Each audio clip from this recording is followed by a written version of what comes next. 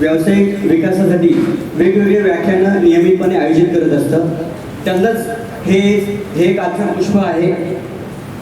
काही दिवसांपूर्वी ई फायलिंगच्या संदर्भात एक चर्चासत्र आयोजित केलं होतं. प्रशिक्षण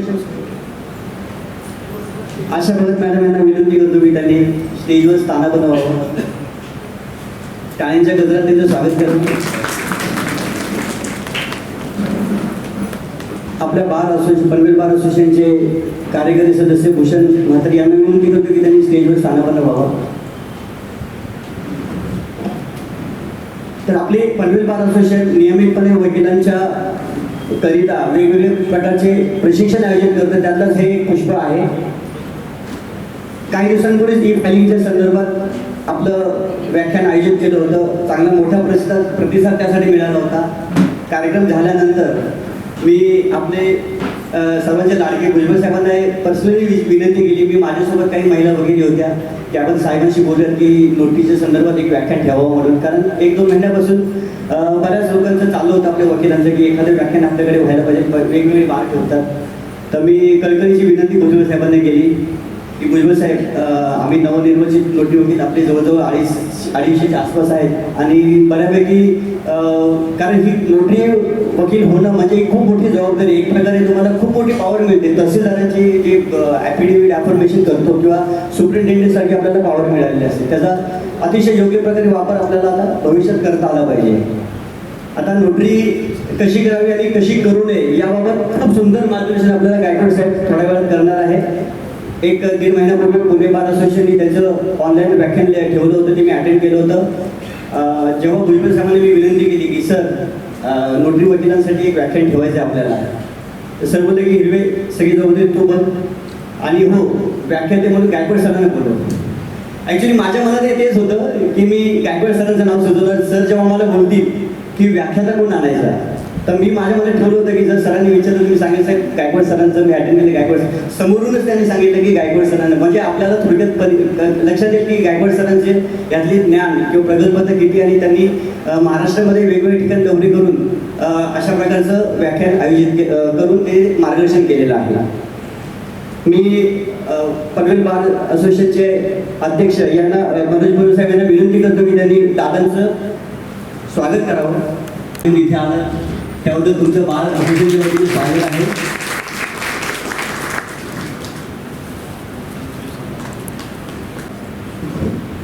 आजच्या आपल्या पनवेल बार असोसिएशन हिंदी व्याख्यानमाला 24-25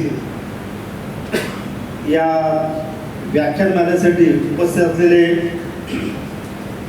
पुणा बारचे सदस्य ॲडव्होकेट चंद्रकांत दादा प्रल्हाद गायकवाड, आपला हिरवे साहेबांनी हे सांगितलं की साहेबांना विनंती केली. मी तर म्हणतो विनंती नाही, तुम्ही ताईगिरी करायची आणि तुम्ही दादागिरी करायची. हे भुजबळाने नेहमी समोर की तुम्ही दादागिरी करून बोलायचं भुजबळ असं पाहिजे आणि तुम्ही तेच सांगायचं ताईगिरी करायची तुमचा मोठा भाऊ म्हणून की हे आम्हाला पाहिजे आणि असं असं लेक्चर पाहिजे. त्यामुळे नागेशाला आणि मला वाटतं दोघी ती होत्या, मला वाटतं आपल्या बोर्ड मॅडम पण असतील त्या दिवशी होत्या. हां या नाही असं असं आपलं ठेवा ना, जे पाहिजे ते करायचं. शेवटी तुमच्यासाठी संघटना आहे आणि आपल्यासाठी आपली संघटनाचं काम करण्याचा उपयोग काय.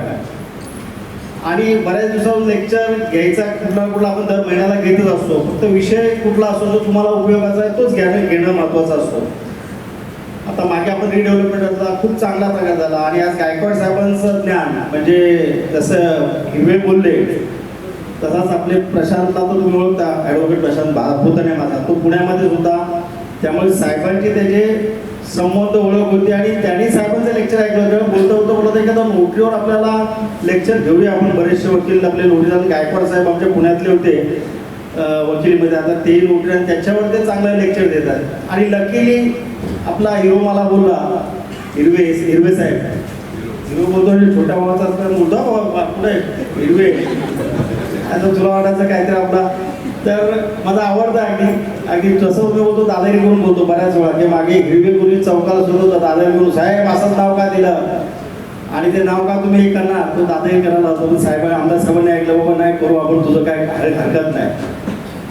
तर गायकवाड साहेबांचं नाव ऐकलं, प्रशांत बोललो आणि लकीली त्याच दिवशी आपला प्रोग्राम होता तेव्हा तुम्ही तिघे चौघे आला तर नाही हिरवेंनी आग्रह धरला. म्हटलं अरे गायकवाड साहेब चांगलं करतात असं मी ऐकलंय, मी ऐकलं नव्हतं म्हणजे स्वतः ऐकलं होतं. आणि त्यांनी सुद्धा होकार दिला.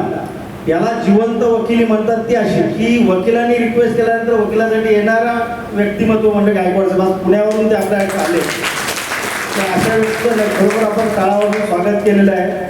साहेब, या आमच्या वकिलांनी माझ्याकडे काय बघितलं माहीत नाही, 3 वेळा मला 9 वर्षासाठी निवडून दिलेलं आहे अध्यक्ष म्हणून, म्हणजे 3 टर्ममध्ये. आणि यांच्यासाठी जसं बोललो, खरोखर मला कधी कोण रागवलं तरी राग येतं, चिडून पण बोलतात या बघितलो भांडायला येतं तर नाही, या साध्या नाही आहे. साहेब हे असंच कसं नाही केलं तुम्ही, बाबा ताई करतो थांब जरा. कालच आमचे एजी होते, आमची एक ताई होती रागवली होती, पण तिला म्हटलं बाई सॉरी छोटी सगळ्यात ऐकलं, म्हटलं मी तुला सॅटिस्फाय नाही करू शकतो एका क्वेश्चन तिने विचारला होता, पण नक्की नंतर. पण ती मला म्हणते राहिलं साहेब मी तुमच्या ऑफिस जाऊन मी तुम्हाला भेटू आपण या विषयाबद्दल. म्हणजे एवढं आमचं जिव्हाळ्याचं आहे. बरोबर बहीण भावाचं नातं आम्ही सांभाळलेलं आहे आणि सांभाळतोय आणि यातूनही कार्य करते. आपण आलात सर, बाकीचा थँक्स मानतीलच, परंतु मी सुद्धा बारच्या वतीने आपला खूप खूप आभारी आहे. आणि आमच्या कारण का हे वकिली करत असताना आणि नोकरीचा विषय खूप त्याला हे असतात की करा ना काय होतंय, नंतर मग काय करायचं भोगायला लागतं आपल्याला. मॅडम सुद्धा सिनियर नोकरी आहे, परंतु ते भोगलेले बऱ्याच जणांनी, काही आमच्या सिनियर्स लोकांनी सुद्धा. पण ते काही वेळेस नुसतं प्रेमापोटी सुद्धा करू नये, त्याचं भावना नसाव्यात हे मला वाटतं तुम्ही सांगाल आणि निश्चित चांगलं मार्गदर्शन असं मी अपेक्षा व्यक्त करतो. थांबतो. जय महाराष्ट्र. चंद्रकांत हवेलीकर साहेब आणि सुनील तिलके साहेब यांचं मी माझ्या वतीने स्वागत करतो. गायकवाड सरांना मी एवढं सांगू इच्छितो की गायकवाड साहेब आमचे इथे उपस्थित आहेत, हे आम्ही सर्वजण शून्य आहोत नोटरीच्या बाबतीत स्पष्ट सांगायचं तर.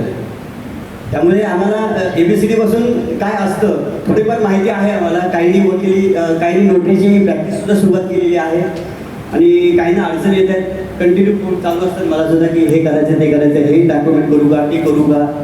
तर सविस्तर माहितीने जी कायदेशीर माहिती आहे नोटरीच्या संदर्भात की जेणेकरून आपण आपला नोटरी व्यवसाय भविष्यातील खूप चांगल्या प्रकारे आणि कायदेशीररित्या करू शकू, यासाठी मी गायकवाड सरांना विनंती करतो की त्यांनी मार्गदर्शनासाठी इथे यावं.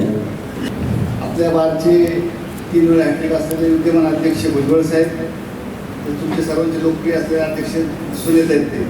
त्यानंतर आपल्या बारचे हंटर म्हणून जे तुम्ही ठेवलेले हिरवे साहेब, त्यांनी कुठून शोधलं आणि कुठून पकडलं आणि कुठून परत आणलं ते माहीत नाही किंवा काय नाही, की वकिलांच्या हिताकरता काहीतरी करायचं तळमळीचं असे आघाडीवरती असताना हिरवे साहेब बारचे विद्यमान सदस्य, सर्व कार्यकारिणी, ज्येष्ठ वकील आणि वकील बंधूंनो, आजचं जे लेक्चर जे आहे तर ॲक्च्युली लेक्चर मी तुमच्याकडे वकील आहे, शिवाजीनगर कोर्टामध्ये प्रॅक्टिस करता नवीन नोटरीची कामं करतो आणि फक्त पुढच्याला ठेस आणि मागचा शाना त्या उद्देशाने मी फक्त प्रॅक्टिकलमध्ये काय काय येतात, काय करावं काय करू नये ह्याच्यावरती थेरॉटिकली तुम्हाला नोटरीचं बेअर ॲक्ट आहे ते तुम्ही वाचू शकता, सगळ्या गोष्टी करू शकता.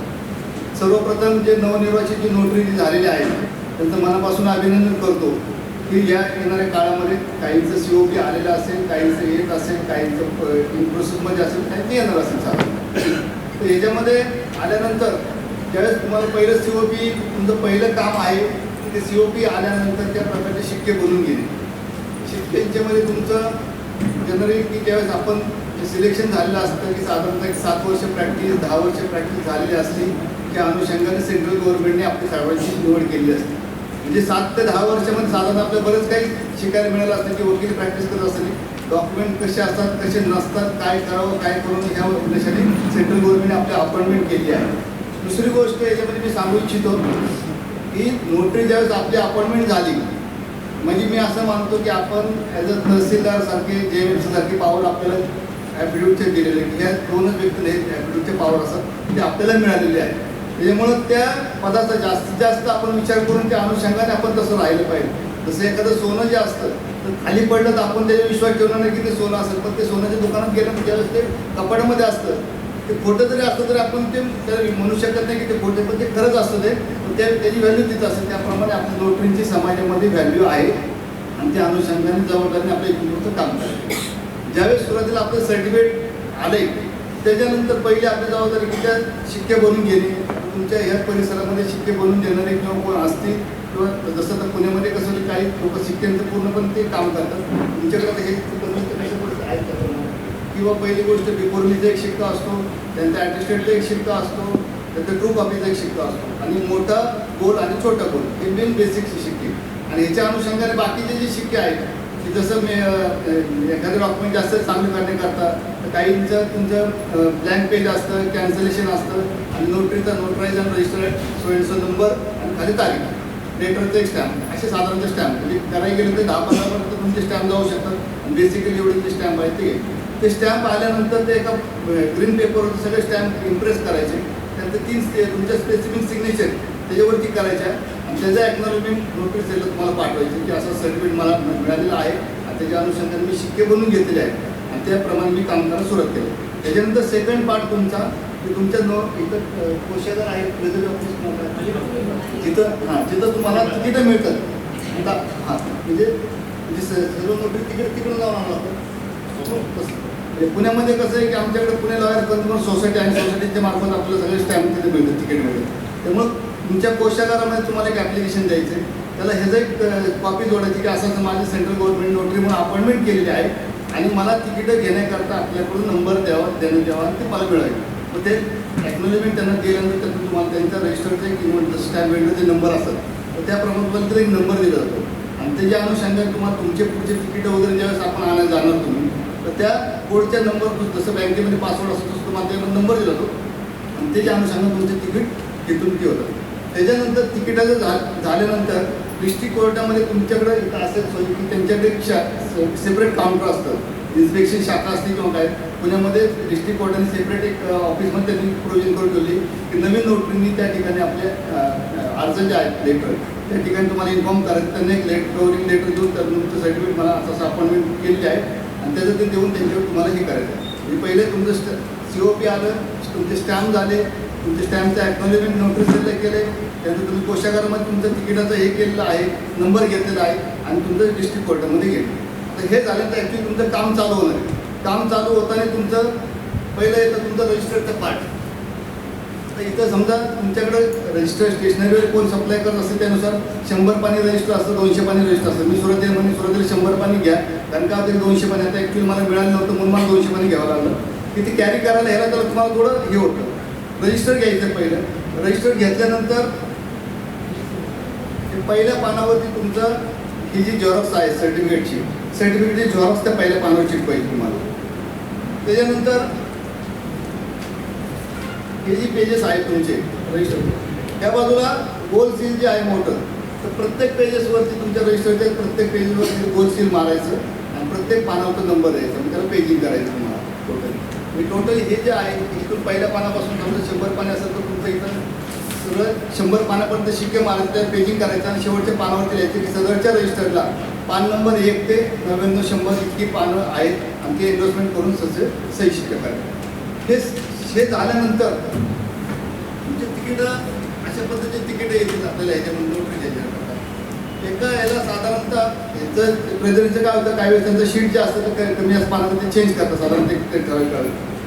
एका डॉक्युमेंट तुम्हाला 5 रुपयाचं एक तिकीट असतं आपल्याला 5 रुपयाचे 5 तिकीटं कंपल्सरी लावायचे. 6 पण लावायचे नाही आणि 4 पण लावायचे नाही. 5 रुपयाचे 5 तिकीट प्रत्येक डॉक्युमेंटला तुम्हाला ते लावायचे. आता हे झाल्यानंतर त्याबरोबर तुमचं येतं पावती पुस्तक. नोटरी रजिस्टरच्या बरोबर तुमचं पावती पुस्तक असणं गरजेचं आहे. ते पावती पुस्तकामध्ये साधारणतः अशा पद्धतीचं पावती पुस्तक आहे तर इथल्या तुम्हाला कशा पद्धतीचं मिळेल पावती पुस्तक ते तुम्ही पाहून घ्या.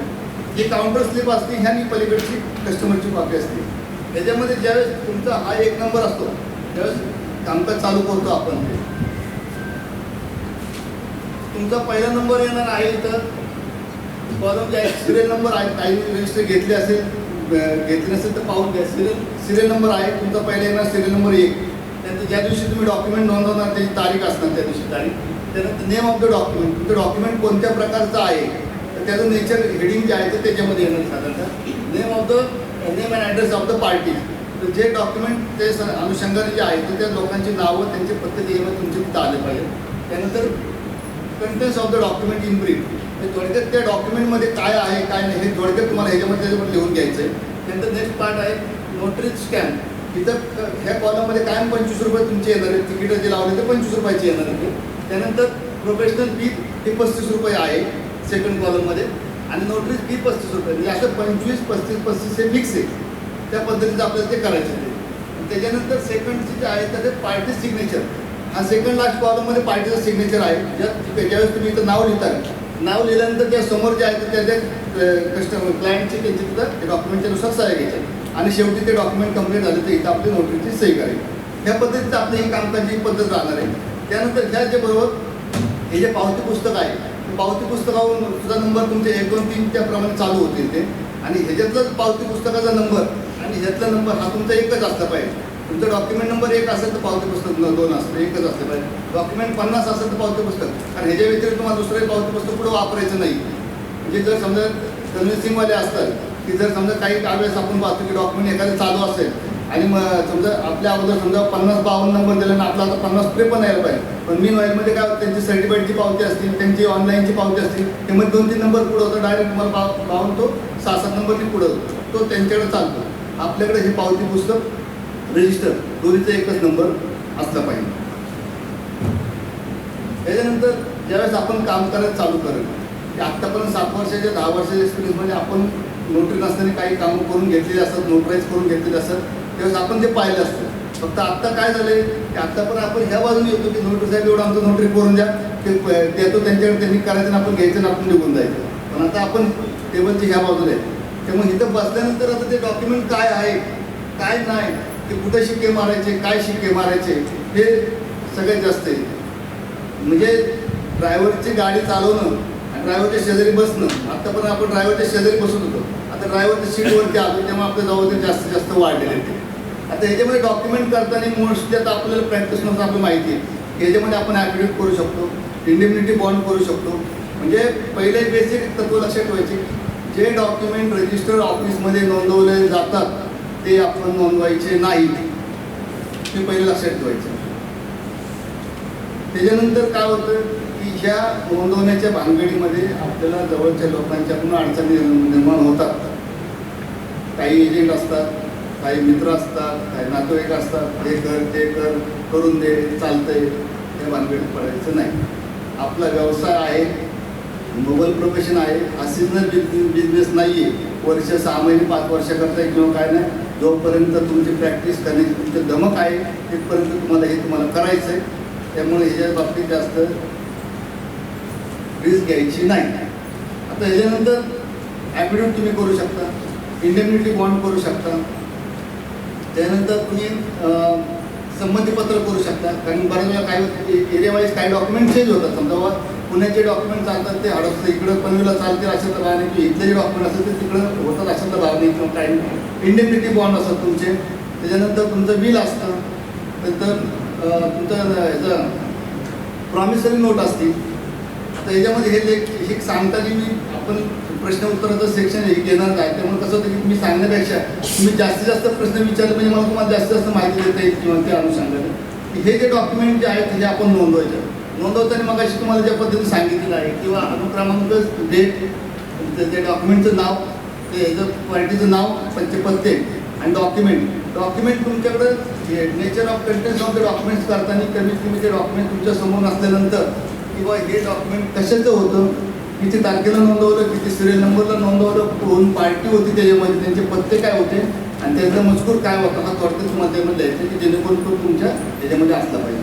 की उद्या गेला कदाचित जर एखाद्या डॉक्युमेंटच्या बाबतीत जर कोर्टात जायची वेळ आली, साक्षी द्यायची वेळ आली तर आपलं रजिस्टर पाहून आपल्याला सांगता आलं पाहिजे. त्याच्यानंतर मॅक्झिमम डॉक्युमेंट एक्झिक्युशन केल्यानंतर आपण नोटराईज करायचं. बऱ्याच वेळा काय होतं की आपण किंवा ठीक आहे करतोय, देतोय, एक जण आलाय, एक जण उद्या येणार आहे किंवा काय नाही, पण त्यापेक्षा पहिले एक्झिक्युशन करून घ्या, त्यानंतर तुमच्या ह्याच्यामध्ये काय. कारण बऱ्याच वेळा अडचणी अशा येतात की तुम्हाला नोंदवायला लावलं जातं आणि पार्ट्यात येत नाहीत. मग त्यावेळेस आपली अडचण होती की आता हे करायचं काय. आत्ता रिसेंटली मागच्या ह्याच्यामध्ये आमच्या अडचणच्या एका वकिलांना मला ऑफिसमधून फोन आला की ते असं डॉक्युमेंट पाहिजे, तुमचं रजिस्टर पाहिजे. तर मला माहिती नाही ना कशाला लागतं किंवा काय. तर मग मी आहे सासवड कोर्टामध्ये, मी आता काय अवेलेबल नाही. त्यानंतर त्यांनी दुसऱ्या एका नोटरीचं रजिस्टर नेलं जे काय करायचं ते केलं. आणि ज्यावेळेस नंतर मी ते मित्राच्या ऑफिसला गेलो, सर तिथं म्हणलं होते असं असं वकिलांनी ते माझं नोटरीचं रजिस्टर मागवलं होतं आणि सप्लिमेंटरी लिस्ट डीड केलं होतं, नोंदवलं होतं. सप्लिमेंटरी लिस्ट डीड आपल्याला नोंदवता येईल का? ॲक्च्युली लिस्ट डीड हा सब रजिस्टर ऑफिसचा पार्ट आहे, सप्लिमेंटरी आपण नोंदवू शकत नाही. त्यांनी त्याच्यावरती नोंदवलं, हे केलं, नावं वगैरे सगळे पार्टी टाकली आणि पार्टी सही झाली. ह्या अडचणी आपल्या जास्त होत आहेत, त्याच्यामुळे काळजी घेऊन आपल्याला काम करावं लागणार आहे किंवा काय या अनुषंगाने. त्याच्यानंतर ही बऱ्याचशा गोष्टी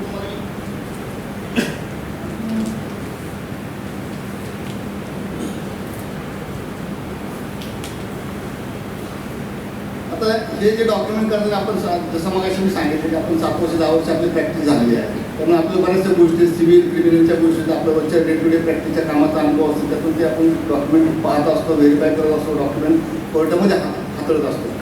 की बिलच्या बाबतीत तुम्हाला मी झालेले किस्से सांगतो की बिल जेवढं सोपं आहे, म्हणजे बिल पहिली गोष्ट की रजिस्टर करायची गरज नसते, त्यात नोटराईज केलं तरी आपण ते करू शकतो. बिल करताना की ज्या ह्या पद्धती नोंदवण्याची जी पद्धत आहे की ते एक्झिक्युशन झालेलं असलं महत्त्वाचं. पहिली गोष्ट जो एक्झिक्यूट करतो तो व्यक्ती, त्याचे 2 विटनेस, त्यांच्या सह्या, अंगठे, फोटो, डॉक्टर सर्टिफिकेट आणि जे काय आहे बिल त्याच्यामध्ये समजा जे काय प्रॉपर्टीचं रिस्ट्रिक्शन आहे किंवा कोणती प्रॉपर्टी कुणाला दिली काय दिली ते आपल्याच्या एवढं फक्त आपण नोंदून घ्यायचं आहे. बिलच्या बाबतीत झालेला किस्सा की ससून हॉस्पिटलमधून नातेवाईक सरकारी वकिलांच्याकडे आले शिवाजीनगर कोर्टामध्ये.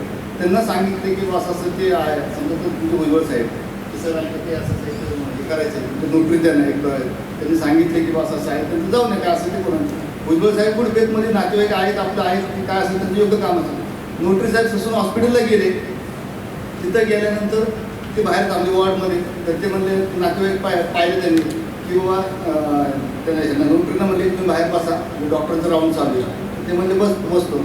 5 मिनिट झाले, 10 मिनिट झाले, मग ते नातेवाईकाला एक काम करा म्हणजे साहेब म्हणजे ते एक काम करा, रजिस्टर द्या, पुढं सही घ्यायची तर आम्ही घेऊन येतो. नाही म्हणले राऊंड होऊ दे, मी थांबतो म्हणले, काय अडचण नाही. 2-3 वेळा त्यांनी ट्राय केला की रजिस्टर नेऊन सही आणायचा, पण ते नोटरीने काय दिलं नाही किंवा ते म्हणले किंवा नंतर मग असते एक नातेवाईक गायब झाले. नंतर नोटरीने त्या वॉर्डवाला जाऊन विचारलं म्हणजे डॉक्टरांचं राऊंड किती वेळेपर्यंत चालणार आहे किंवा काय. तर म्हणलं आता कुठला राऊंड, डॉक्टरांचं राऊंड दुपारीच झालं आहे. तर म्हणले का नाही म्हणजे असं व्यक्ती जे विल केलं आहे ते मला साहेब आम्हाला साहेब तो माणूस 1 तास झाला एक्सपायर झालेला. म्हणजे काय करायचं होतं, मेलेल्या व्यक्तीची अंगठी घ्यायची. म्हणून मी जे तुम्हाला म्हणलं की पण हे चांगलं जेवढं आहे तेवढं म्हणजे काळजीने केलं तर चांगलं आहे, पण रिस्क घ्यायची नाही किंवा कायद्याजवळ कोणी जरी आलं तर किंवा काय आलं तर हे बाबतीत कुठल्या प्रकारची रिस्क घेऊ नका. कारण कसं होतं की अडचणी आपल्या वाढणार, उद्या जर काय झालं गेला करायचे तर कोणी सोडवायला वाचवायला कोणी येणार नाही. पैसे मिळणार किती आपल्याला तुम्हाला तर माहिती आहे. तर त्यावर्षी तर म्हणजे हर घर नोटरी अशी अवस्था सध्या शासनाने करून टाकलेली आहे, त्यामुळे सगळ्यांना खुश. पण कामाचं काय त्याच्यामध्ये आता कसं आहे, बाहेरचे एजंट लोक वगैरे असतात तर त्यांचा सुळसोड असतो की साहेबांच्याकडे जाणार ते तुम्ही 100 रुपयात करणार, तुमच्याकडे येणार ते 100मध्ये करणार, तुम्ही कितीमध्ये करणार, तुम्ही एवढ्यामध्ये करतात यांच्याकडे जाणार हे कितीमध्ये करणार, ती बार्गेनिंग तो विषय. त्या हिशोबात प्रॉपर कामं करा. एका जवळच आहे ना, नाही पैसे देऊ नको, पण डॉक्युमेंट प्रॉपर करून घे आणि त्या पद्धतीचं करा. त्यानंतर देऊमधला एक किस्सा तुम्हाला माझ्याच बाबतीत झालं सांगतो. देऊ म्हणजे पुण्यामधलं ते तुकाराम महाराजांचं ठिकाण, एका बिल्डरचं काम होतं. ते म्हणजे की असं आपल्याला ॲग्रीमेंट करायला जायचं. मी गेलो, रजिस्टर घेऊन गेलो. तिथं गेल्यानंतर त्या बिल्डरचं जुनं एक व्यवहार राहिला होता. त्या एका तिथे 2 मोठ्या फॅमिली त्यांच्या सह्या घ्यायच्या होत्या. तर ती मी डॉक्युमेंट तिथे गेल्यानंतर पहिली गोष्ट डॉक्युमेंट नोंदवायची काय करायची, पहिलं सगळं व्हेरीफाय करायचं, एक्झिक्युशन झाले का ते बघायचं, लोक सगळे समोर आहेत का. आणि ज्यावेळेस तुम्ही सह्या घेताल सह्यांच्या बरोबर ॲडिशनल अंगठी घेत चाला एक सिक्युरिटी म्हणून.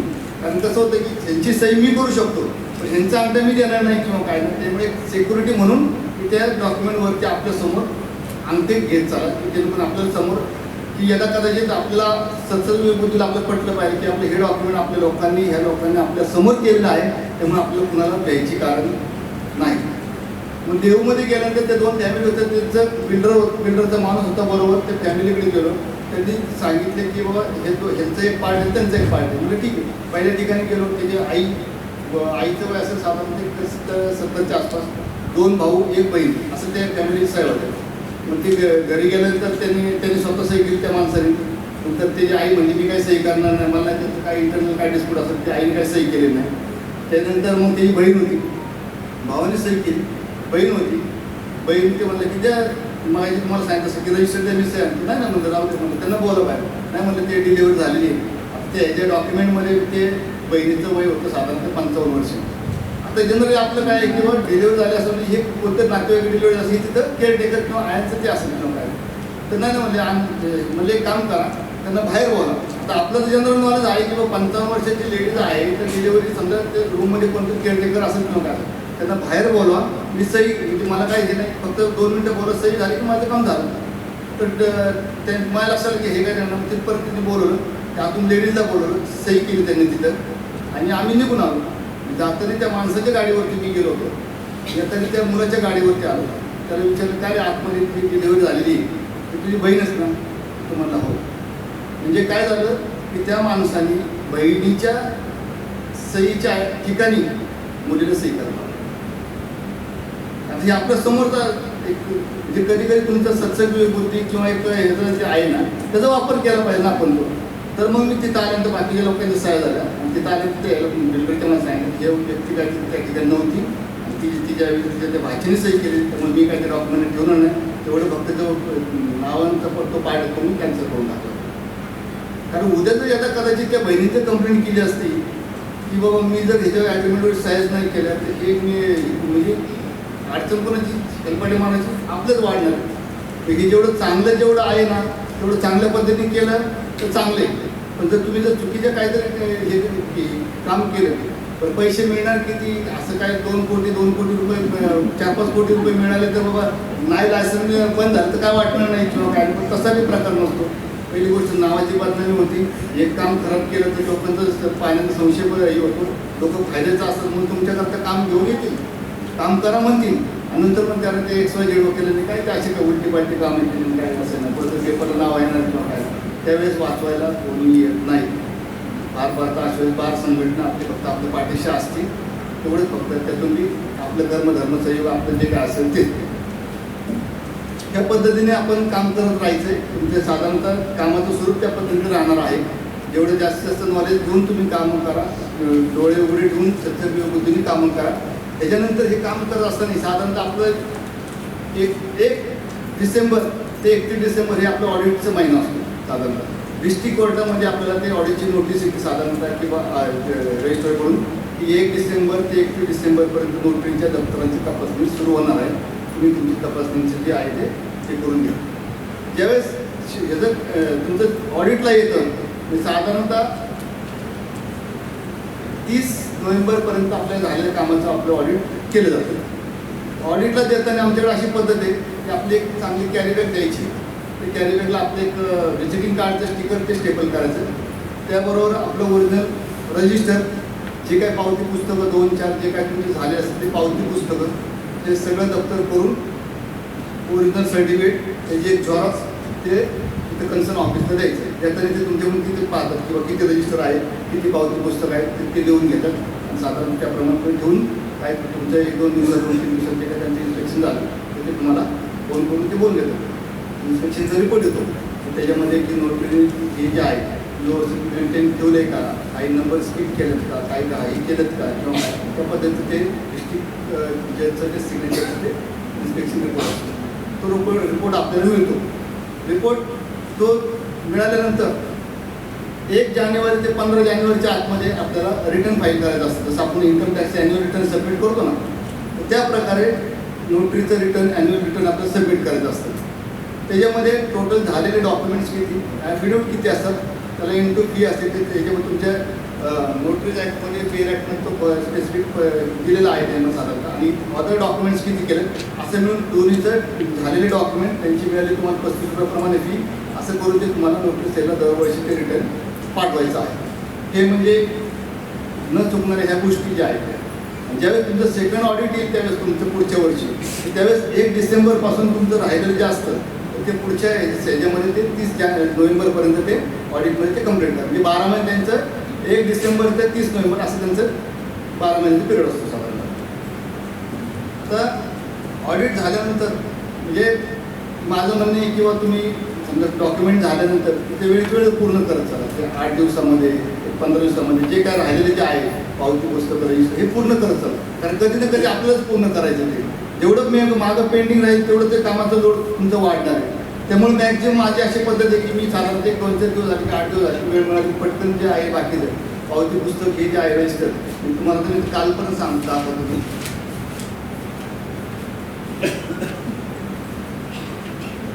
काल 27 तारखेपर्यंत केले डॉक्युमेंट म्हणजे झालं की आपण त्या दिवशी शक्यतो पूर्ण कधी केलेलं कधी बी आपलं काम की उद्या इन्स्पेक्शनला द्यायचं कधी जरी वाटलं आपल्याला तरी आपण आपलं रेडी असलेलं कधी बी चांगलं. बऱ्याच जणांचं पाहिलं आमच्या मित्रांचं की आमच्या बॅचचं की बऱ्याच वेळा फोन करतात की ह्याच्यामध्ये असं झालं म्हणजे हे राहिलं ते राहिलं काही काही तर 6-6 महिन्याचे डॉक्युमेंट केलं असेल तर पार्टीच सह्या राहिलं एवढं कशा करता आपण करायचं किंवा काय.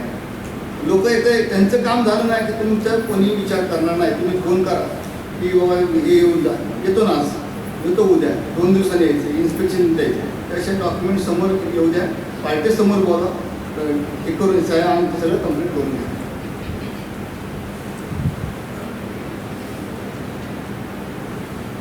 आता ह्याच्यामध्ये जे डॉक्युमेंट येतात ती मोस्टली वेगळे येणारे डॉक्युमेंट जे पॉवर पॅटर्न फॉरेनची पॉवर पॅटर्न आपल्याकडे येते.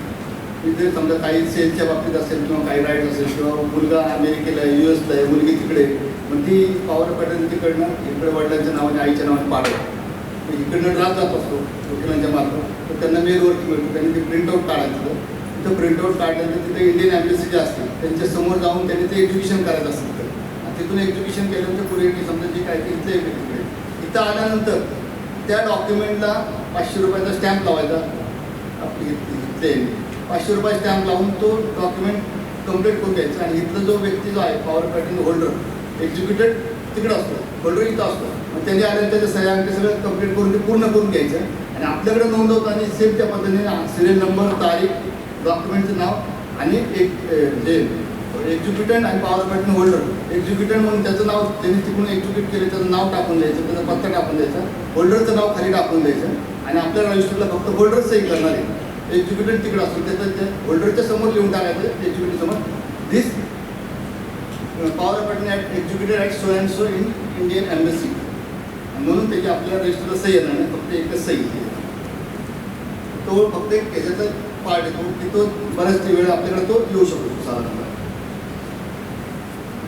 आता हे काम करत असताना मी मग अशी तुम्हाला म्हणले की बाबा हे सोपं जेवढं आहे तेवढं आहे म्हणजे चांगलं पण आहे आणि जवळचेच लोक आपल्या अडचणीत आणतात. प्रश्न पैशाचा नाही आहे शेवटी काम असं करा की जेणेकरून आपली सनद आपलं नोटरी हे अडचण येणार नाही अशा पद्धतीचं काम करा. किरकोळ ह्याच्याकरता म्हणजे मगाशी म्हणलं किंवा काही लोक सांगतात की हे करा लिव्ह अँड लायसन ॲक्च्युली आपल्याला लिव्ह अँड लायसन करायचा अधिकार नाही पण तरी काही लोक करतात. पण जर ठीक आहे चलत आहे म्हणून चालेल ज्यावेळेस कधी ते उद्भवलं मग ते निस्तरायची सुद्धा ताकद तेवढी ठेवली पाहिजे. म्हणजे आज आपल्याला ह्याच्यापासून एवढं उत्पन्न मिळणार नाही आहे की उद्या जरी समजा आपण एखादं काय काम चुकीचं काम केल्यानंतर ते निस्तारण्याकरता काय पैसे द्यावं लागतील ते आपल्या नोकरीच्या उत्पन्नाच्या किमती इन्कम टॅक्सच्या किती पटीने जास्त असेल आणि त्याच्या अडचणी पण जास्त असतात.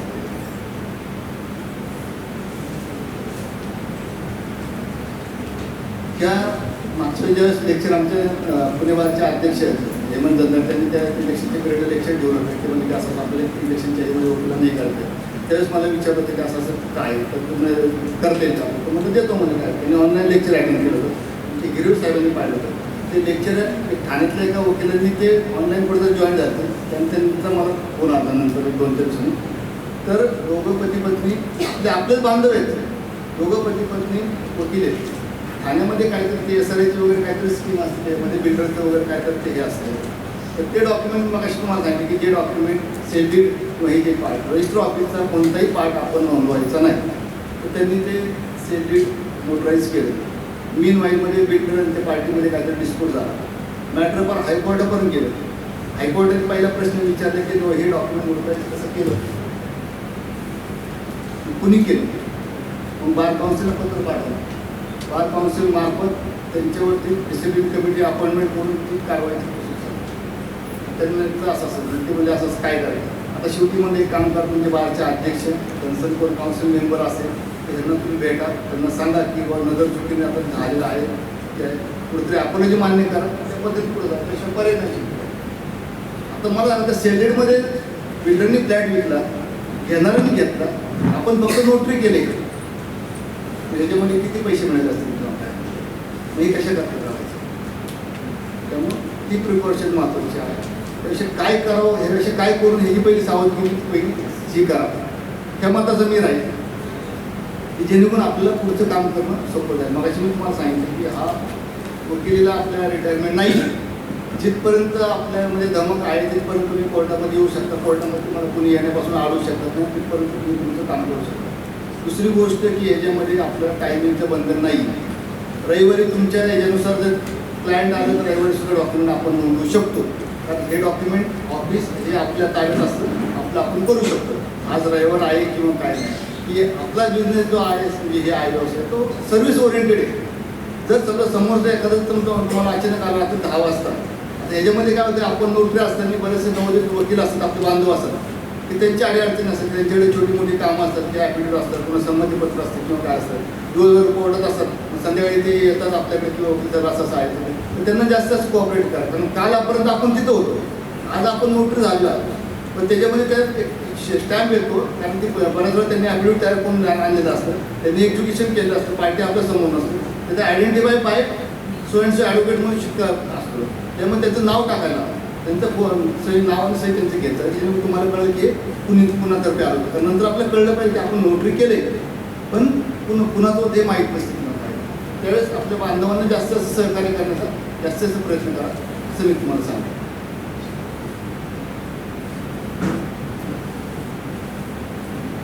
तर याच्यामध्ये मॅक्झिमम जे आता रेग्युलर प्रॅक्टिसमध्ये मी जेवढे माझ्या अनुभवाप्रमाणे आहेत तेवढे मी तुम्हाला सांगायचं प्रयत्न करेन. तुम्हाला जास्त असं काय अजून विचारायचं असेल तुम्ही विचारा की जेणेकरून हा काय लेक्चर म्हणून असातला भाग ना किंवा चर्चेचा भाग आहे, जास्त असं मी तुम्हाला सांगू शकेन. तुम्ही मला तुमच्याकडून काही गोष्टी मला शिकायला मिळतील किंवा काय ना, तर त्या अनुषंगाने आपण हे करूया. मगाशी म्हटल्याप्रमाणे एज्युकेशनच्या आधी जर रेषावरती नोंद झाली आणि पार्टी आली नाही, अशा परिस्थितीत काय करायचं? पहिली गोष्ट की आपला नियम ठेवायचा की एज्युकेशन पहिलं आणि मग नोकरी नंतर. आता जर समजा झालं तर शेवटी आता कसं की पार्टी येणार आहे का नाही येणार, तर मग ते काय तुम्हाला खाडबोड करावं लागणार. तुमचं रजिस्टर त्यामध्ये खाडबोड दिसणार. ती ऑडिटला गेलं तर तो मग एखादा दुसरा शेअर मारणार किंवा असं आहे. त्याच्यामध्ये कुठल्या प्रकारचा नंबर स्किप करायचा नाही किंवा नंबर कुठं राखून ठेवायचं नाही किंवा काय नाही. ते पहिली काळजी घ्या. कारण मी मग तुम्हाला म्हणजे आपल्याला फी मिळणार किती मग आपण याच्यामध्ये एज्युकेशन पहिले त्यांना करू द्या. तर जर फार ते याच्यामध्ये एखादी एक गोष्टी किंवा फार जवळच आहे आणि तुम्ही ते पक्षाकडून ओळखताय तो बाबा आत्ता नाही आहे, तुम्ही येणार आहे तुम्हाला कन्फर्म असेल तर तुम्ही रिस्क घेऊन तेवढं करायचं. तर हे गोष्टी आम्ही सुद्धा करतो किंवा शेजारचा आहे किंवा तो आता बाहेर आला की तो फोन करून सांगितलं तुम्ही करतो की करतात. सर तिकीट जर दुसऱ्याची आपण वापरू शकतो का?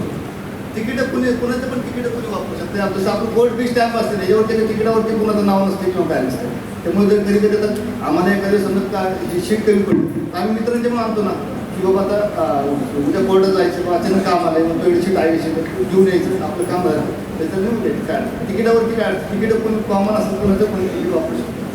दुसरा प्रश्न, एखाद्या समझोता करारामध्ये एक पक्ष म्हणून 5-6 जण आहेत, दुसरे पक्ष म्हणून एक 7-8 जण आहेत, तर रजिस्टरला आपण किती सह्या द्यायच्या?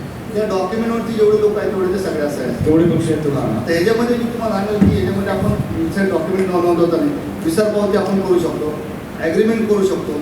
जसं एखादं फ्लॅटचं वगैरे जे आहे तर रजिस्ट्रेशनच्या अगोदरचा जो पार्ट आहे MOU वगैरे किंवा तो आपण नोंदवू शकतो याच्यामध्ये. सर झेरॉक्स घेणे गरजेचं आहे का नोटरी केल्यानंतर? आता जर समजा डॉक्युमेंट ज्यावेळेस आपण लावतो की हे त्याच्यावर तर बऱ्याच वेळा काय होतं की आपले वकील बांधव ते डॉक्युमेंट तयार करून आणतात. मग कधी कधी आपल्याला 2 कामं करता येतात की आपण ड्राफ्टिंग बी करायचं आपण नोटरी बी करायचं. त्यामुळे मग मॅक्झिमम कसं होतं की तुमच्या डॉक्युमेंटला तुमचे फोटो सह्या आणते त्यांचं ID जास्तीत जास्त असणं तेवढं डॉक्युमेंट तुमचं जास्त असतं. कारण कसं होतं की पक्षकार तुमचा की तुमच्या त्या डॉक्युमेंटवर देणार आहे. तुम्ही सर्व्हिस कसं देता त्याच्यावरती ते डिपेंड आहे. तुम्ही जर किरकोळ काम केलं तर तुम्हाला की याचे एवढे पैसे कसे काय. मग आपलं हे जे आहे तुम्ही जेवढी जास्त सर्व्हिस द्याल ते तेवढं त्याच्यावरती डिपेंड आहे की ID असणं गरजेचं आहे. कोणते डॉक्युमेंट अटेस्टेड करायचे? आता अटेस्टेडचा जो विषय आहे की मॅक्झिमम माझी अशी पद्धत आहे की मी अटेस्टेड फार कमी करतो. एक तर बिफोर मी करायचं किंवा ट्रू कॉपी जी आपल्याला आहे झेरॉक्सवरून आपल्याला झेरॉक्स कॉपी आल्यानंतर ओरिजिनल पाहून आपण ट्रू कॉपी करून देतो. अटेस्टेडचा अर्थ मी साधारणतः किंवा ऑलरेडी त्यांनी डॉक्युमेंट एक्झिक्युशन केलेलं आहे, फक्त झालेलं डॉक्युमेंट व्यवस्थित आहे का नाही त्याचं फक्त अटेस्टेशन आपल्याला तेवढं फक्त करायचं असतं. आणि ह्याच्यामध्ये जेवढे तुम्हाला फी देतील त्याप्रमाणे तुम्ही ते नोंदवू शकता. तुम्ही ट्रान्सलेशन केलं ते नोंदवू शकता, अटेस्टेशन सुद्धा तुम्ही नोंदवू शकता, पण ती मिळेल त्या पद्धतीने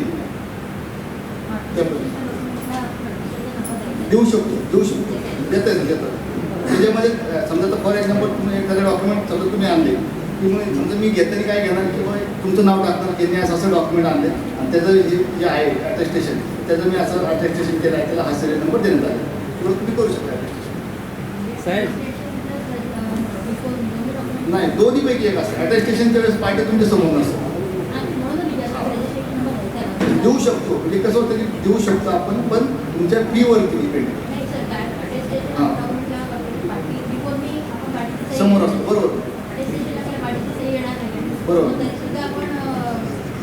पण त्याच्यातलं जे एक जण घेऊन येतो ना अटेस्टेशन करून द्या की फॉर एक्झाम्पल काही बँकांचे असतात की बाबा मयत झालेला व्यक्ती त्याचे वारसांचं हे असतं डॉक्युमेंट असतात किंवा ते बँकवाले सांगतात किंवा हे वकिलांच्याकडून नोटरी घेऊन अटेस्टेड करून त्यावेळेस तुम्ही ते लिहून अशा अशा व्यक्तीने हे व्यक्ती आणलेल्या व्यक्तीचं नाव त्याने असं डॉक्युमेंट माझ्यासमोर आणलं ते अटेस्टेड करून दिले ते त्याचं सही घ्यायची तर नाव देऊन टाकायचं.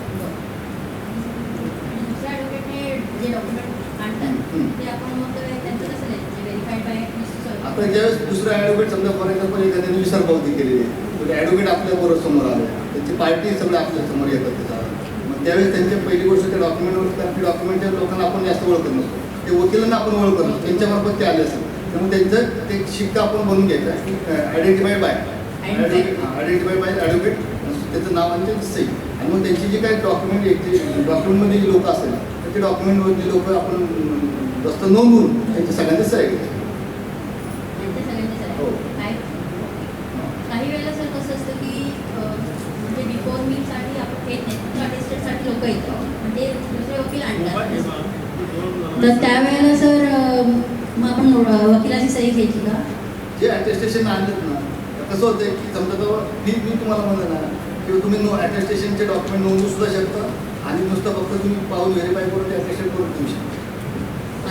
आणि जर आणलेलं त्या व्यक्तीने आणलं तर त्याचं तुम्ही एखादी पर्सनल व्यक्ती असेल identify by so and so त्या व्यक्तीने आणले होते ते डॉक्युमेंट तुमच्या पुढे आले तर तुम्हाला कळलं की डॉक्युमेंट कुणी आणलं होतं कोणत्या वकिलाने आणलं होतं त्यामुळे सर त्या पण करू. ओके पण आणि ह्या केसने सपोज बिफोर ही असेल तर ते वकील प्लस ते सगळे पक्षकार लागतीलच ना? एक्झिक्युशन डॉक्युमेंटमध्ये सगळे लोक जे आयडेंटिफाय सगळे आपल्या रजिस्टरला आले. बरं आणि प्रत्येक डॉक्युमेंटला पॅन कार्ड आधार कार्ड हे लावणं जरुरी आहे? आयडी असतं तर सगळं बेटर आहे आपल्याला व्हेरीफाय करतात. पण आता कसं आलं की आयडीच्या ह्याच्यामुळं की तुमचा आयडी तुमच्या फोटो ज्यांचा फोटो लावून ते सगळं प्रकार चालू आहे प्रॅक्टिकली त्यामुळे काय बी होऊ शकतं. फक्त तुमच्या समोर आल्यानंतर कारण काहींची आयडी असेल त्यांचे फोटो बी दिसत नाही कमीत कमी ते आयडी कमीत कमी तो लिहून तो आयडीच्या ह्याच्यावरती सेल्फ अटेस्टेड म्हणून सही घ्यायची. तुमच्या डॉक्युमेंटवरती तुमचे ह्याला सही आल्यानंतर जे आहे ते व्हेरीफाय अंगठे कंपल्सरी घ्यायचे. मी तुम्हाला मग अशी म्हणते की त्यांचे अंगठे कंपल्सरी घ्या. समजा समोर एखाद्या वकिले डॉक्युमेंट आणले त्यांनी फक्त सह्या करून आणले पार्टी आहेत का म्हणून अंगठे करा ते कमीत कमी अंगठ्यात आपल्याकडे हे राहतं ते आपल्यासमोर अंगठे केले त्यांनी. मी घेऊ का बरोबर ब्लड रिलेशनमध्ये जे डॉक्युमेंट्स होतात हां त्यावेळेला नोटराईज करतो तर त्यावेळेला लिटिगेशनचं आहे पण काय प्रॉब्लेम येऊ शकतो? फॉर एक्झाम्पल तुमचं डॉक्युमेंट सांगा. हां आता समजा मी नोटरी आहे हां. माझ्या भावाचं मला डॉक्युमेंट करायचं आहे तो काय व्यवहार केलेला आहे त्याने एफिडेविट करतो हे करतो तर त्यावेळेला जर ते मी केलं तर त्याचा पुढे जाऊन काय लिटिगेशन्स वगैरे होऊ शकतात काय? समोरची पार्टी काय त्यावेळेला ऑब्जेक्शन घेऊ शकते का? तुम्ही आणि तुमचा भाऊ कायद्याने दोन वेगळे पार्टी हो बरोबर आहे बरोबर ॲज अ तुम्ही त्यांचं भावाचं डॉक्युमेंट समजा त्याने ॲफिडेविट केले हां आणि उद्या समजा ते खोटं ठरले बरोबर. असे घ्या ॲफिडेविट मध्ये शेवटचा आपला पॅराग्राफ बरोबर. असतो उल्लेख केला सर्व मजकूर माझ्या माहितीप्रमाणे Yes. खरा असेल त्यातमध्ये जर खोटं आढळत मी सेक्शननुसार मी लायबल आहे त्यानुसार आपले काय जबाबदारी राहत नाही. त्यांनी केले डॉक्युमेंट फक्त नोंदवण्यापुरतं आपला पार्ट वाटतो डॉक्युमेंटच्या आतली जबाबदारी आपली नसते.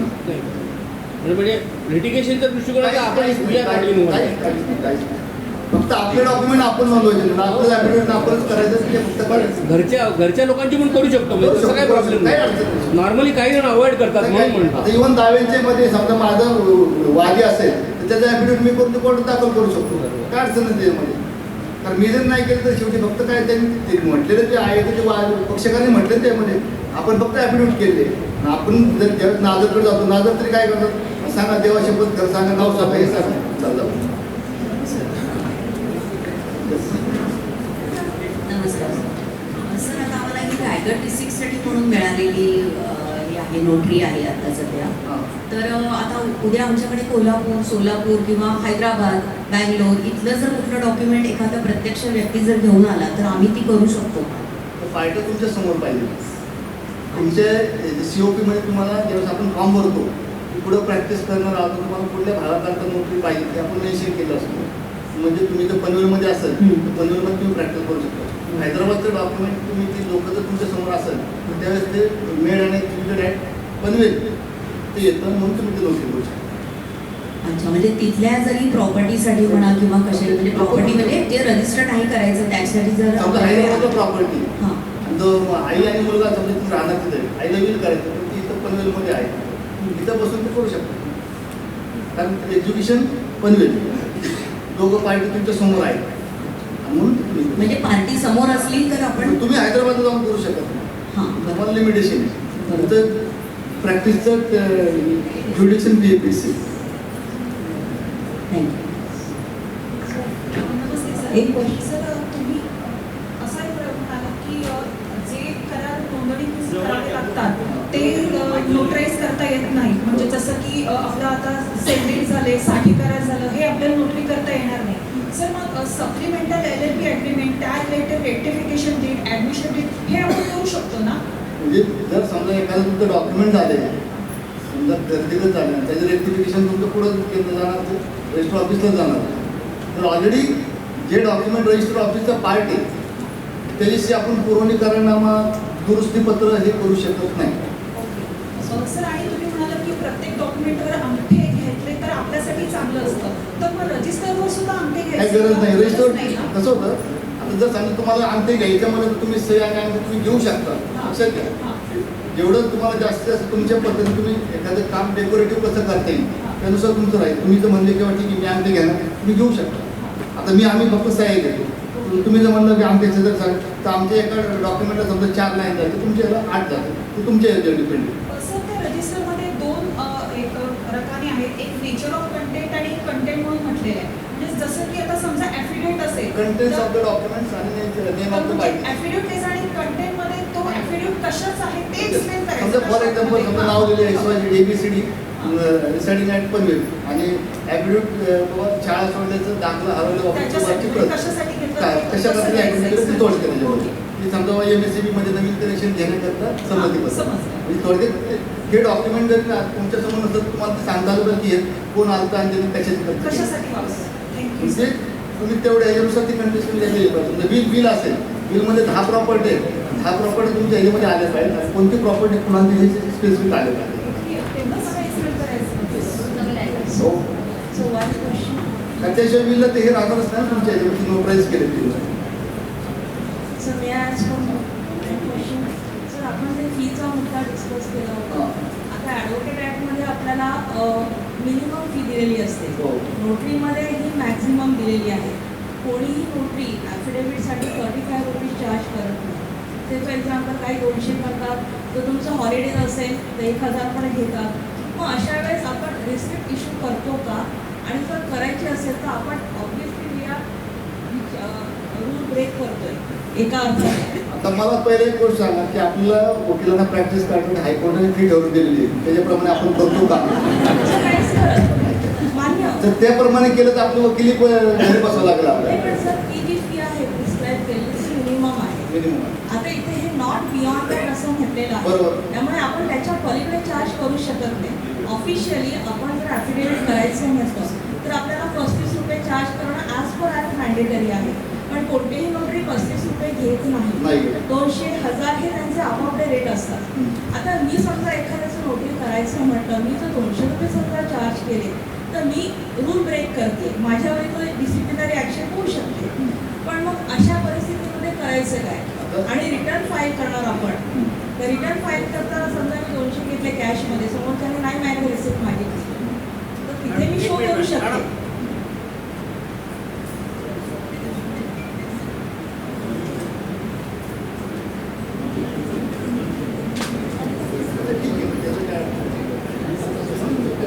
आता ह्याच्यामध्ये काय होतं की समजा ॲफिडेविट जे आहे तर तुमच्याकडे फक्त नोटराईज करायचं आहे का ते तुम्ही बनवून ते हे करायचं आहे की मग एखादा पक्षकार आला की माझा ॲफिडेविट करा आणि मला नोटराईज करून द्या. त्यामुळे तुमची जी पार्ट जो आहे तो तुमचं बनवण्याची फी वेगळी आहे, नोटरीची फी तुमची वेगळी आहे, हे लक्षात घ्या. तुम्ही जर म्हणलं त्याप्रमाणे तर तुम्ही त्याला सांगायचं की 35 रुपये नोटरी चार्जेस आणि बाकीचे 400-500 रुपये माझे प्रोफेशनल चार्जेस. काही लोक रेडी करून दिलेल्याला पण भरपूर चार्ज करतात. आता ह्याच्यामध्ये काय होतं की सांगतो ना की बऱ्याच वेळा आता जर मी तुम्हाला म्हणलं की 10 ते 5 म्हणून तुम्ही जर प्रॅक्टिस करत राहिला आणि सगळ्या एखादा कस्टमर 6 वाजता आला मग तुम्ही बोर्ड लावणार का की 6 वाजता बंद आहे का.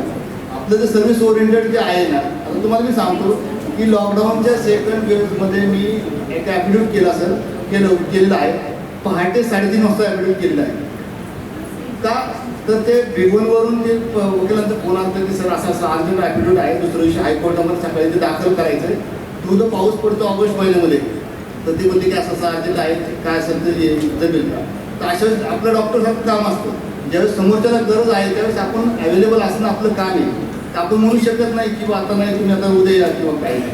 तर ज्यावेळेस समोरच्याला कधी ज्यावेळेस काही लोक मुद्दामून सुद्धा त्रास देतात किंवा आता 10 वाजता आता येऊ का, समोरच्या तेवढी अर्जन्सी नसते, सकाळी येईल. पण त्यावेळेस मग ते लोक आल्यानंतर हडपसर मी त्यांच्याबरोबर गेलो शनिवार पेठेमध्ये. ते वकील रात्री 2:30 पावणे 3:30 थांबले होते. रात्री 3:30 वाजता ॲफिडेविट केलं, त्यांनी मला पण हडपसरला सोडलं, ते लोक निघून नाही गेले. त्यावेळेस ते म्हणले की सर काय किती फी द्यायची, म्हणजे काय असेल त्यांनी 5,000 फी दिली. मग आता हे 35 रुपयामध्ये बसवायचं का.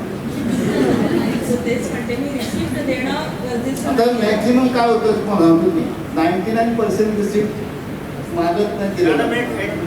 ज्या प्रश्न फक्त आपलं उत्तर दिला, आपण 35 रुपयाची रिसिप्ट देतो तीच महत्वाची आहे. त्याच्या पलीकडे तो नाही, 35 रुपये घेणंच आपल्याला बंधनकारक आहे, हे माझं म्हणणं आहे. दुसरी गोष्ट 35 रुपयाच्या 36 रुपये सुद्धा आपण घेऊ नयेत ही विनंती आहे. प्रोफेशनल चार्जेस म्हणून तुम्ही एखाद्या डॉक्टर 2,000 घेतले, 5,000 घेतले, घेतात लोक देतात. परंतु तुम्ही नोटरीचं काम करताना जर का तुम्ही नोबेल प्रोफेशन निवडलेलं आहे, तुम्ही जर नोटरी झालेला आहात, समाजाची सेवा करण्यासाठी नोटरी तुम्हाला गव्हर्नमेंट देईल, त्यामुळे तुम्हाला 35 रुपयाची पावती देऊनच काम करणं कंपल्सरी. करायचं असेल तर करा, अदरवाईज करू नका.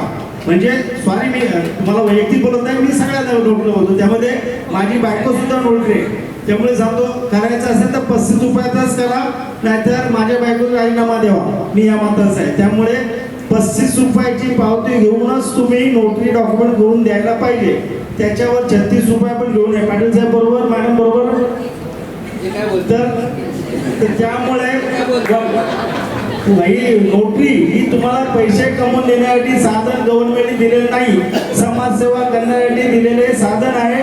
सरांनी सांगितलं ॲज अ तहसीलदार, मॅजिस्ट्रेट यासारख्या पॉवर आपल्याला दिलेल्या आहेत. त्यामुळे त्याचा वापर आपण आपलं आर्थिक उत्पन्न वाढवण्यासाठी नव्हे तर समाजसेवा करण्यासाठी करायचं आहे.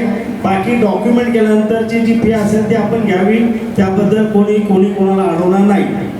सॉरी सर, तुम्हाला डिस्टर्ब केलं. रिसिप्ट आपण इश्यू करतो आणि जे आपले समजा मी 100 ॲफिडेविट केले, तर 100 ॲफिडेविट चार्जेस काही रिसिप्ट मागतही नाही.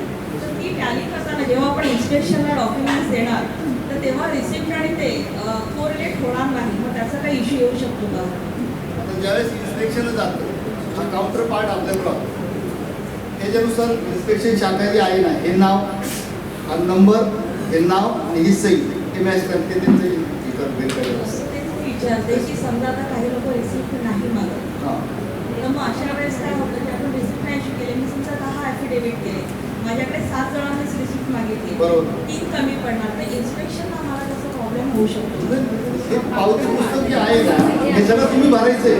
त्याच्यामध्ये कोणती रिसिप्ट ब्लँक नाही ठेवायची तुम्हाला. पक्षकारांचे साहेब सर्व ह्याच्यावरती रिसिप्टवरती असणार आहे. हा जो पार्ट आहे तो बाजूला असणार आहे.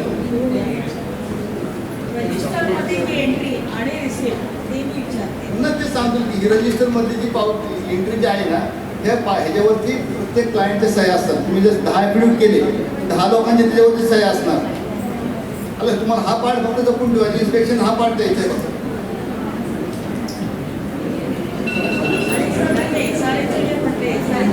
अजून एक मिनिट.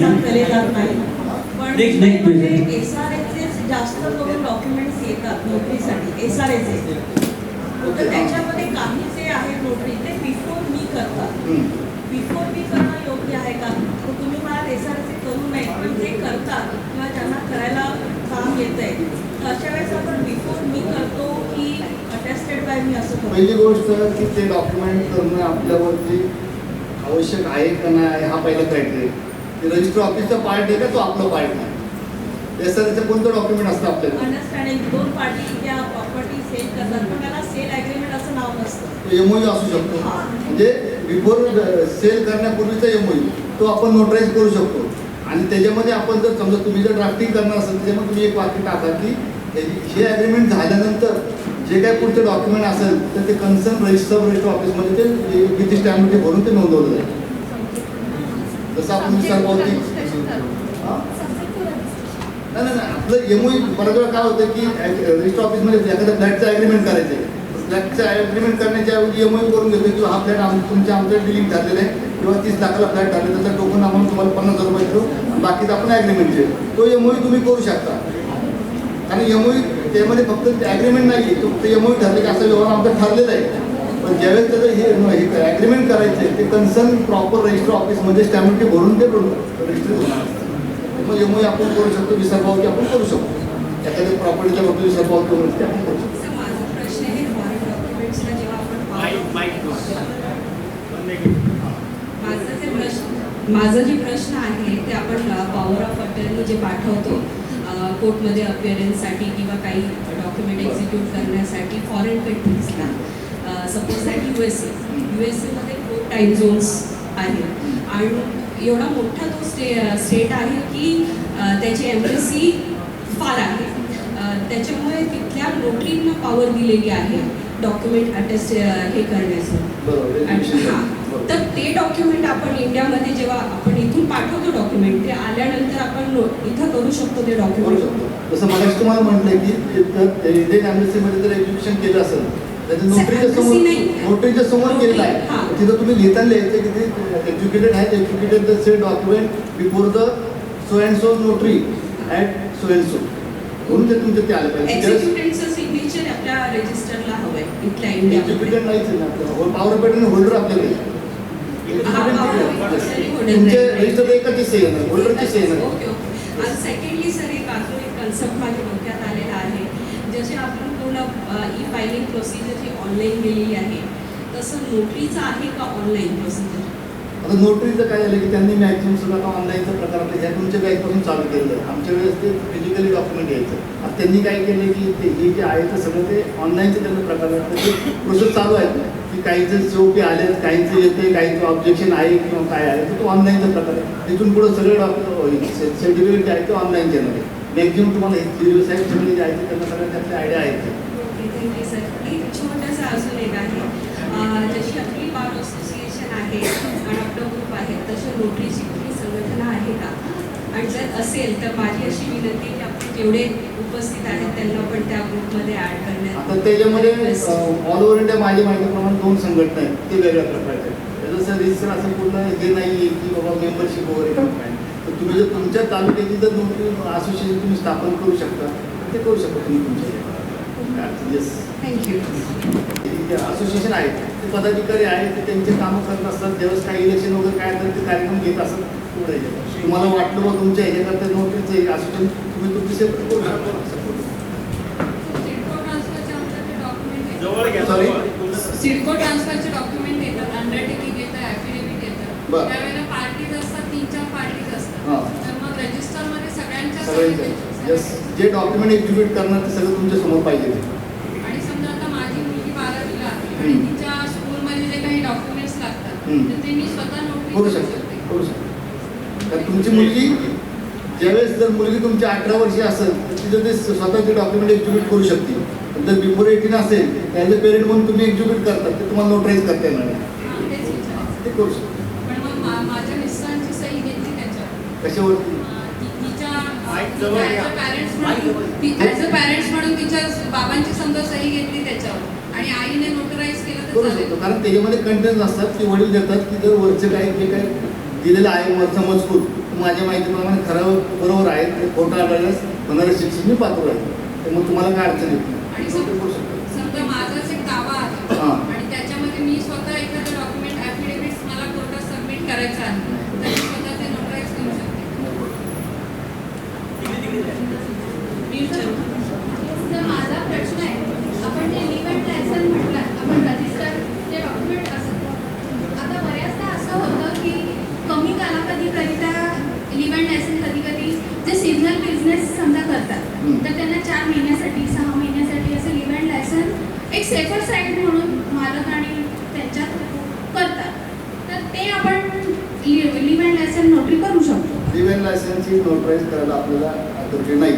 म्हणजे कमी कालावधीमध्ये असेल तरीही नाही. हो, नाही शासनाने आपल्याकडे काय ठेवली त्यांचा ऑनलाईन तो प्रोसिजर आहे तो.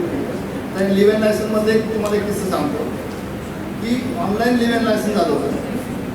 2 कंपन्यांमधलं ॲग्रीमेंट जवळ ₹1,00,000 स्टॅम्प होतं त्या लिव्ह लायसनचा. लिव्ह लायसन झालं, दोन्ही पार्ट्या घरी गेल्या. साधारण 6 महिन्यानंतर त्यांच्यामध्ये इंटरनेट डिस्प्यूट झाले. त्यांनी ते लिव्ह लायसन कॅन्सलेशन, जर ऑनलाईन तुम्ही लिव्ह लायसन असेल तर कॅन्सलेशन त्यामध्ये प्रोव्हिजन नाही आहे ऑनलाईनला. तुम्हाला कन्सर्न सब रजिस्टर ऑफिसमध्ये जाऊन ते कॅन्सलेशन दस्त नोंदवलं लागतं. कॅन्सलेशन केलं त्यांनी ते लिव्ह लायसन आणि स्टॅम्प ड्युटी रिफंड टाकलं, कारण स्टॅम्प ड्युटी ₹1,00,000 होती. रिफंड टाकल्यानंतर त्यांच्या अशा लक्षात आलं की हे लिव्ह लायसन जे झालं होतं ना ते बोगस आहे. म्हणजे ज्यांनी केलं ना ते एडिटिंग करून केलं होतं की हे असं केलं, हे फोटो लिव्ह लायसन हा प्रकार आपल्याला नोटरी दस्त करायचा असतो. तर दुसरा प्रश्न माझा असा आहे की जे आपण अटेस्टेड व्हेरिफाय ट्रू कॉपी आणि बिफोर, तर ह्या वेगवेगळ्या डॉक्युमेंटसाठी प्रत्येक वेळी आपल्याला जी तिकीट आपली आहे ती ₹35 अशी येतात, ₹25. तिकीट फिक्स आहे. प्रत्येक डॉक्युमेंटला ₹5 रुपयाचे 5 तिकीट असं ₹25 ठीक आहे. ह्याच्यामध्ये सुद्धा दिलेलं आहे की नोटरी स्टॅम्प किती तर 25. तुमचा जो कॉलम येणार आहे तो 25, 35, 35 अशा पद्धतीने तो कॉलम येणार आहे. आता हे जे आहे मी तुम्हाला म्हणलं की जर समजा एखादा कस्टमर तुम्हाला फी कशा पद्धतीने देणार आहे त्यानुसार तुमचं काम राहणार आहे.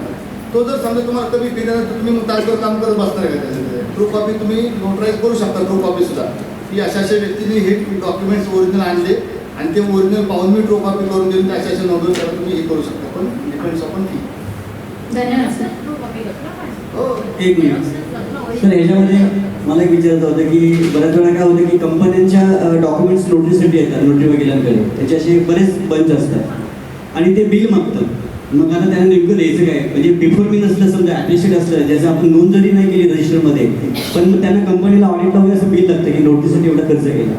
तुम्ही सरांनी जर सांगितलं की नोटरीचा फी देताना तुम्ही तुमच्या ते ह्याच्यामध्ये बसवायचं आणि बाकीचं प्रोफेशनल चार्जेस म्हणून तुम्ही देऊ शकता. आपल्या लेटरेटवरती आपण वेगळं बिल त्यांना देऊ शकतो. द्यायचं, हा पावतीचा संबंध नाही. प्रोफेशनल चार्जेस जर असेल समजा तुम्ही त्यांनी जर तुम्हाला ट्रू कॉपी करायला दिले आणि तुम्ही जर नोंदवणार असाल तर त्याप्रमाणे तुम्ही पे हे करा. पण नसेल तर प्रोफेशनल चार्जेस म्हणून तुम्ही बिल देऊ शकता.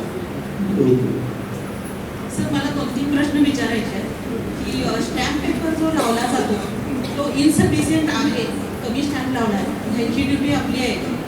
पहिली गोष्ट ₹500 स्टॅम्प काही वेळेला पॉवर ऑफ अटर्नीला लावत नाही, तेव्हा नोटरीची ड्युटी आहे का की कमी स्टॅम्प आहे, उरलेला स्टॅम्प चार्जेस? आता नवीन ह्याच्याप्रमाणे ₹100 स्टॅम्प पेपर बंद झालेले ॲफिडेव्हिटला सुद्धा ना तुमचे लाडके बहिणीमुळे शासनाला पैशाची गरज आहे त्यामुळे त्यांनी काय केलं ₹100 स्टॅम्प पेपर काढले, 100 तिथे फक्त 5 केले, ₹400 त्यांचे वाढलेले आणि त्यांनी हे केलं की ₹100 सगळे स्टॅम्प पेपर बंद झाले. ॲफिडेव्हिट पासून सगळ्या याला त्यांचे 500 स्टॅम्प पेपर आपली ड्युटी आहे का? सांगितलं जर सांगितलं तुमच्या याला जर ₹100 स्टॅम्प ₹500 स्टॅम्प आहे, तू जर 100 लावला तुम्ही सांगायचं की हे चाललं नाही, नोटरीज करता नाही. आणि मुळात बेसिकली आता स्टॅम्प वेंडर स्टॅम्प देत नाही, फक्त 500 आता ॲफिडेव्हिट असेल तर ₹500 पासून सगळे स्टॅम्प देतात, 100 स्टॅम्प देतात बंद झालं. आणि अटेस्टेड बाय मीचं एंट्री रजिस्टरला तुम्ही त्यांना सांगितलं बिफोर मीची एंट्री जिथं असते त्याच सिक्वेन्सनी त्याच सिक्वेन्समध्ये अटेस्टेड पण तिथं सही नसते ना क्लायंटची. जो आणलेलं घेऊन आलं तुमच्याच बरोबर त्याचं नाव टाकायचं, त्यांनी असं असं बँकेचं बाबा इंडिमिनिटी बॉन्ड घेऊन आलेलं आहे त्याचं अटेस्टेड असेल करून गेलेलं ते सही. आणि रजिस्ट्रेशन ॲक्ट सेक्शन 17चे डॉक्युमेंट सोडून बाकीचे सगळे आपण नोटरी करू शकतो. त्याच्यामध्ये सॅलरी गिफ्ट डीड हे 2 डॉक्युमेंट आपण नोटरी नाही करू शकतो. पण जर गिफ्ट डीड बक्षीसपत्र हे पैशाच्या स्वरूपातलं असेल तर करू शकतो. आणि आपलं रेकॉर्ड मेंटेन करायचं का? काही वेळेला समजा त्या पार्टीमध्ये डिस्प्यूट झालं तर ती पार्टी कोर्टात गेली आणि किंवा संबंधित कुठे फोरम समोर गेली, त्या फोरमकडून जर नोटरीला नोटीस आली की हा डॉक्युमेंट तुमच्याकडे झाला होता काय आणि तुमचे काही रेकॉर्ड हजर करा, आणि आपल्याकडे पार्टी काही झेरॉक्स वगैरे देत नाही, देतो म्हणून जातात ते परत येतच नाही आहे, आणि आपल्या रेकॉर्डला फक्त कंटेंट्स ऑफ द डॉक्युमेंट पार्टीच्या नावाने सह्या असतात, अशा परिस्थितीमध्ये आपण रेकॉर्ड ठेवायचे आणि फिजिकली ठेवणं पॉसिबल नाही. नाही, आपल्याला त्यांचे डॉक्युमेंटची झेरॉक्स गोळा करायचीच नाही, तर समजा आपण बसत नाही, फक्त आपलं डॉक्युमेंट फक्त मेंटेन करायचं. ज्या मग तुम्हाला मी सांगितलं बेसिकली पहिली गोष्ट की तुम्हाला सेंट्रल गव्हर्नमेंटने ह्या पॉवर डेलिगेट केलेले आहेत नोटरीच्या, की त्यांना सगळं शक्य नाही म्हणून तुमच्यातला आलेला 7 वर्षाचा अनुभव 10 वर्षाचा अनुभव म्हणून तुम्हाला तेवढं तुम्ही शून्य झालेला आहात म्हणून तुम्हाला नोटरीच्या पॉवर त्यांनी डेलिगेट केली. सांगतो त्याच्याकरता तुमचं डॉक्युमेंट रजिस्टर व्यवस्थित मेंटेन असलं पाहिजे. तुम्हाला ते डॉक्युमेंटवर तुम्हाला रजिस्टरवरून तुम्हाला सांगता आलं पाहिजे की बाबा हे डॉक्युमेंट सिरियल नंबर काय होता, ते तारीख काय होती, डॉक्युमेंट काय होतं, पार्टीज कोण होते, त्याचे ॲड्रेस, त्याचे कंटेंट्स काय होतं तुमचं ह्याच्यानुसार. कारण ज्यावेळेस डिस्प्यूट होतो त्यावेळेस तुम्हाला ते साक्षीला बोलवतो, तुम्हाला रजिस्टर घेऊन जावं लागतं. जर समजा तुमचं ह्याच्यामधलं असेल वचन चिठ्ठी वगैरे असेल त्यावेळेस कधी कधी किंवा तुमची विसर पावती वगैरे असेल, स्पेसिफिक परफॉर्मन्सचे दावे असतात, त्यावेळेस तुम्हाला ते त्याची पावती तुम्हाला जावं लागतं. आणि एक जनरली असं करतात इकडे आदिवासी लँडचं काय करू शकतो का डॉक्युमेंट? मी तरी करत नाही, मी परतच पाठवते. बरेच जण 99 वर्षाचा करार करतात. 99 वर्षाचा करार असेल तर तो पुढे गेला पाहिजे, तर आपण हात लावायचा.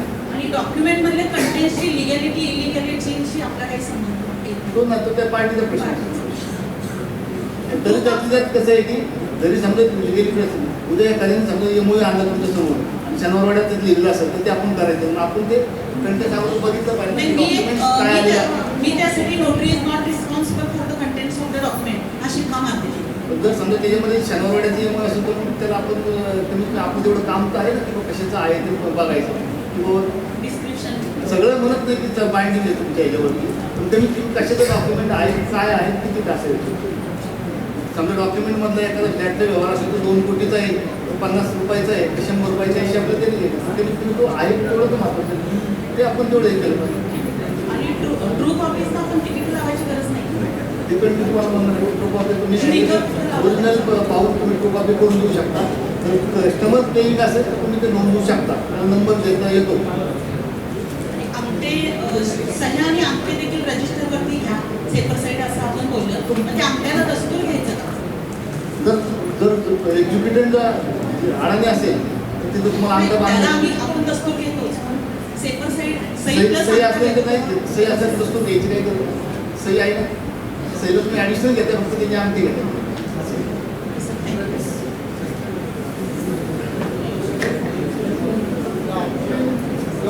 दस्त आपल्याकडे जेव्हा पहिल्यांदा तो बॉन्ड येतो, आता 100चा पण झाला तर 500चा येतो. बरोबर.